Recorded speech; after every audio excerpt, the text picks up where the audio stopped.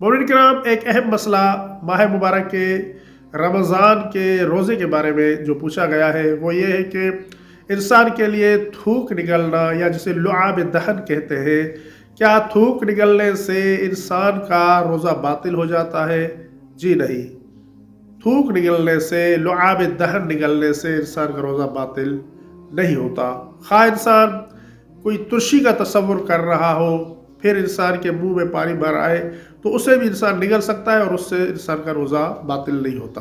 اور دوسرا مسئلہ یہ ہے کہ بلغم جو انسان کے سینے سے نکلتا ہے منہ، تو وہ کیا انسان کے روزے کو باطل کر دیتا ہے؟ اس سلسلے میں حضرت آیت اللہ العظمیٰ سید علی حسین سیستانی دامت اللہ علیہ فرماتے ہیں کہ اگر انسان کا بلغم اس کے منہ میں نہ آئے تو ایسی صورت میں اس سے انسان نگل سکتا ہے، اس کا روزہ باطل نہیں ہوتا۔ لیکن اگر انسان کا بلغم انسان کے منہ میں آ جائے تو اس صورت میں انسان کو چاہیے کہ اس بلغم کو تھوک دے، باہر پھینک دے۔